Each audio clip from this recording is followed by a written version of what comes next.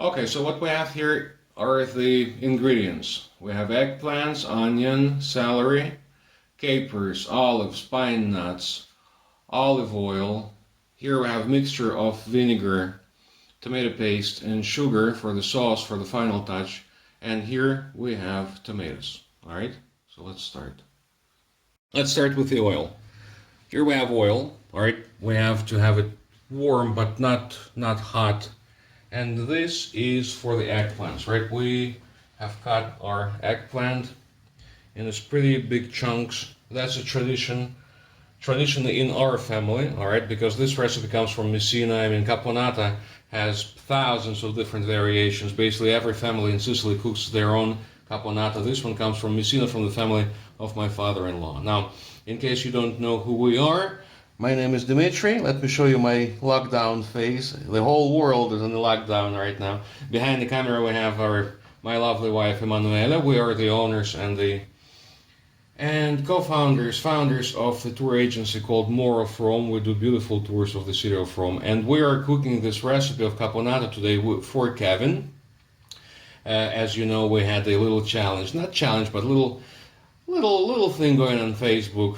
We cook for you, we called it. So you guys have submitted these recipes and we are cooking them for you. So we have this oil going for eggplants. Eggplants have to be fried separately. So let's see if we have a little sizzle. Yes, we do. So it's time for the eggplants to go in. This pan right here is for the onions, all right? Onions and celery, which have to be done separately. Now, some people soak the eggplants in water with lots of salt. They say that it draws the bitterness out of the eggplants, but our eggplants have no seeds, all right? Almost no seeds at all, as you can see. And there's very, very little bitterness, and this bitterness actually adds to the flavor, so we don't mind at all. Now, we might have to switch it to the bigger burner because it has to be, the heat has to be much higher. Let's see. All right, yes. We're gonna keep it here. And you guys are gonna enjoy nice sizzle. And we're gonna put this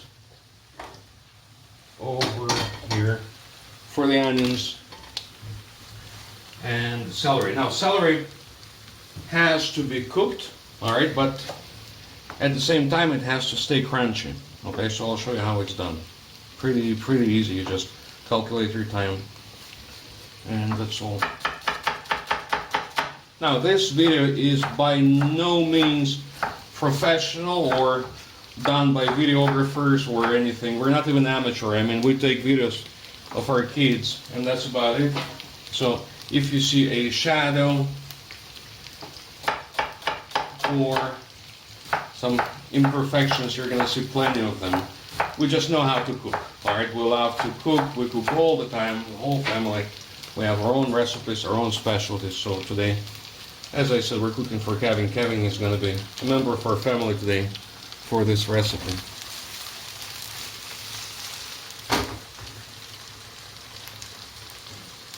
Okay. Oil is good enough for the onions. Onions go in. Beautiful sound. That's the sound you want to hear for the onions.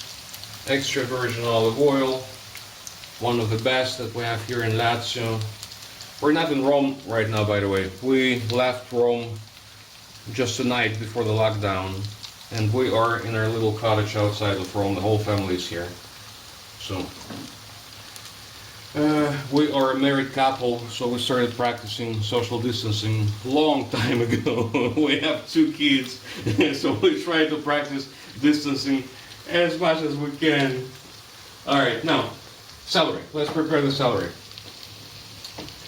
Small, but not too small, all right? I mean, you want to be able to put it on a piece of toast, but you don't want it to be like a paste, okay? You saw the eggplant, right? The eggplant is gonna get much softer and it's gonna get much smaller, all right?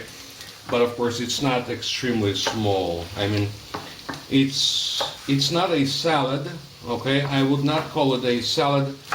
I would call it a topping, all right, or a side dish, all right? Caponata comes from the word capona, which is the name of a fish. All right. This fish was pretty expensive for most of the Sicilians, so the poor folk, they decided to replace the fish with eggplants. And that's how we get caponata. Let's see the eggplants. Alright, you see, we have this beautiful color going right there. Okay, so by the time the onions are done, the eggplants are going to be done for sure. Let me take a spatula.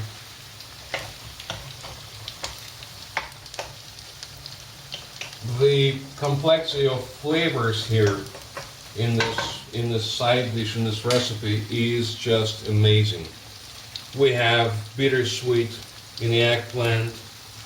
We have some pungency coming from the onion, especially mixed with celery, because celery, as you know, has a really interesting flavor. Then we have capers. Okay, so the recipe actually calls for very little salt because there's plenty of salt in capers and in olives. All right.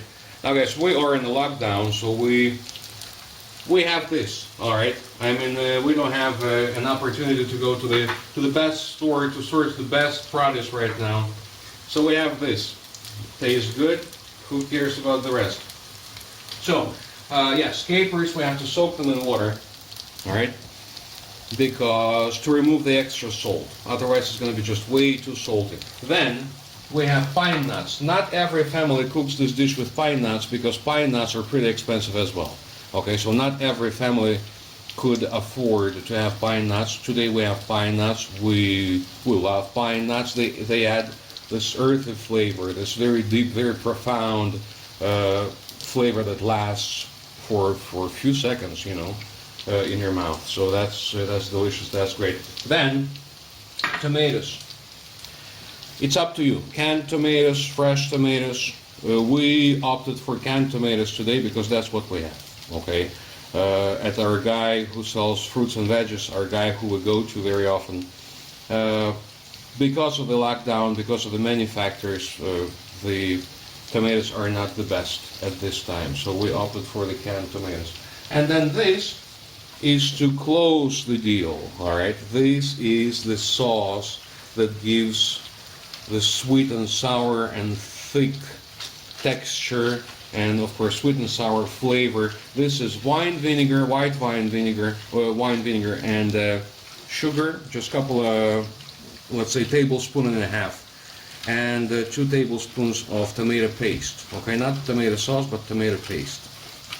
And this is gonna bond all ingredients together. Okay.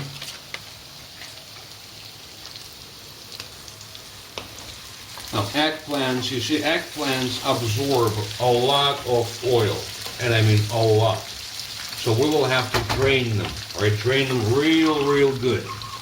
So I'm gonna take out the pasta strainer, and I'm gonna fish them all out of the frying pan, and let them drain. And then, of course, we have another batch of eggplants that go in.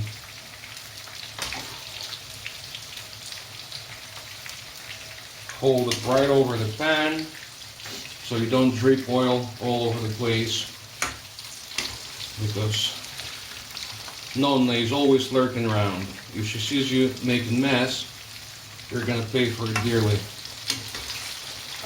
Of course, we cook and clean after ourselves.